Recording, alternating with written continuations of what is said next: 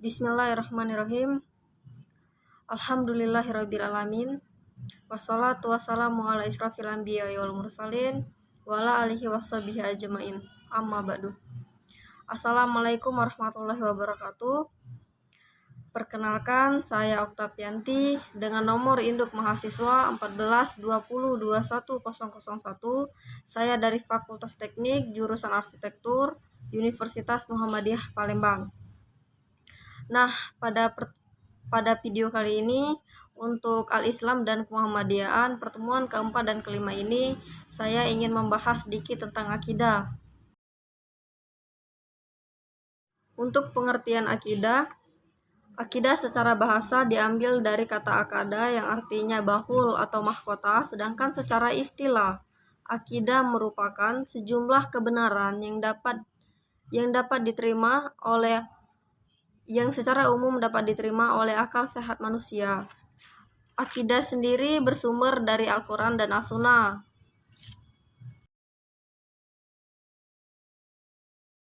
Untuk ruang lingkup akidah sendiri ada 4. Yang pertama itu ilahiyah. Ilahiyah itu membahas segala sesuatu yang berkaitan dengan Allah Subhanahu wa taala.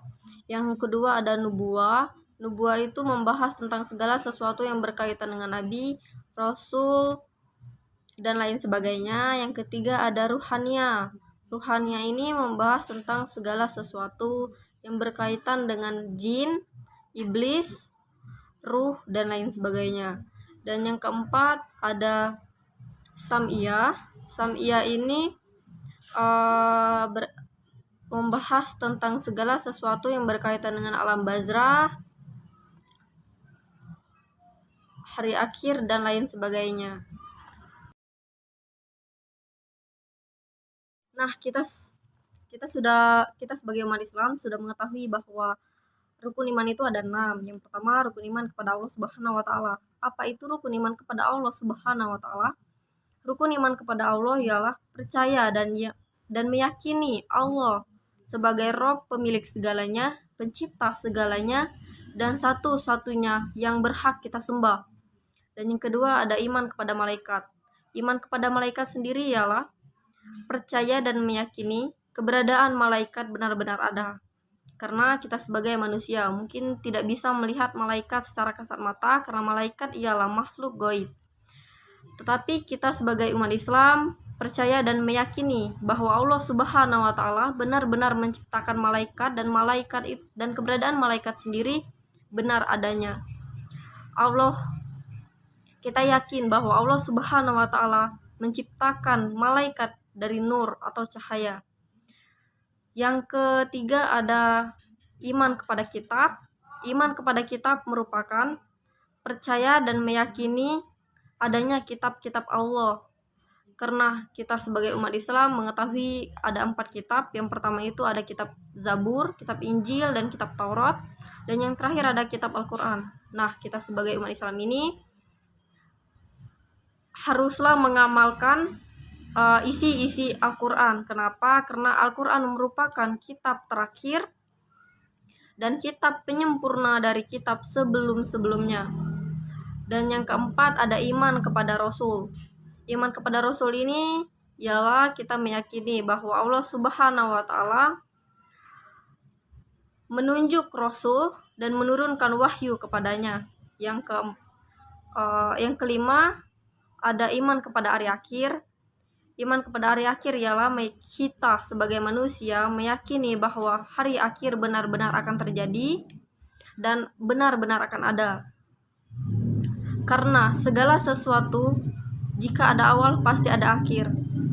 Kecuali Allah Subhanahu wa taala, Sang Maha Kekal dan Sang Pencipta. Yang keenam ada iman kepada qada dan qadar. Iman kepada qada dan qadar ini kita meyakini bahwa adanya qada dan qadar itu benar adanya. Untuk pertemuan kelima ini ada mencintai Allah melebihi dari segalanya. Orang yang beriman itu akan mencintai Allah Subhanahu wa taala melebihi segala-galanya. Walaupun ia mencintai sesuatu itu karena semata-mata ia mencintai Allah Subhanahu wa taala. Yang kedua, ada jika nama Allah disebut, hatinya akan bergetar. Orang yang beriman akan bergetar hatinya jika ada orang yang menyebut nama Allah Subhanahu wa taala. Yang ketiga, rela dengan hukum Allah dan Rasul. Orang-orang yang beriman tidak akan mengeluh dan akan mengerjakan semua hukum-hukum yang diperintahkan Allah Subhanahu wa taala dan Rasulnya, yaitu Nabi Muhammad SAW. Yang keempat, ada melaksanakan ajaran Islam secara totalitas. Nah, orang yang beriman akan mengerjakan ajaran Islam secara totalitas. Mereka tidak akan mengerjakan ajaran Islam secara setengah-setengah. Yang kelima, ada istiqomah dalam keislaman hingga akhir hayat. Jadi orang-orang yang beriman itu akan selalu menjalankan syariat Islam dan selalu istiqomah tentang keislamannya hingga akhir hayat mereka. Dan yang keenam, ada menghindari perbuatan syirik. Jadi mereka yang orang-orang beriman tidak akan mendekati perbuatan syirik karena mereka tahu bahwa kesyirikan itu hukumnya, dosanya amatlah besar. Mereka takut kepada Allah Subhanahu wa taala sehingga mereka tidak akan pernah mendekati kesyirikan. Selanjutnya ada pengaruh pengamalan dua kalimat syahadat.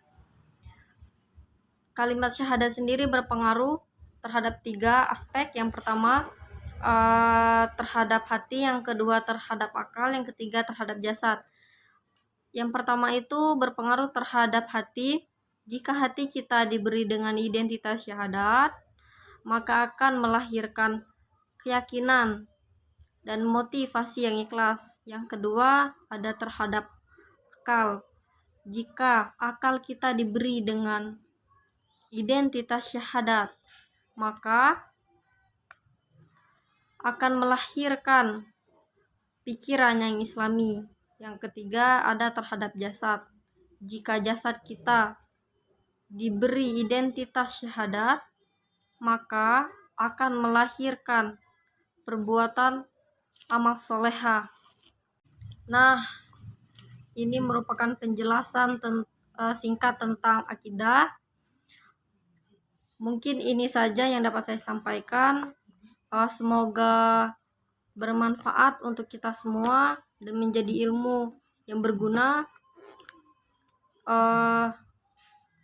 Jika ada salah, saya mohon maaf. Saya akhiri dengan wassalamualaikum warahmatullahi wabarakatuh.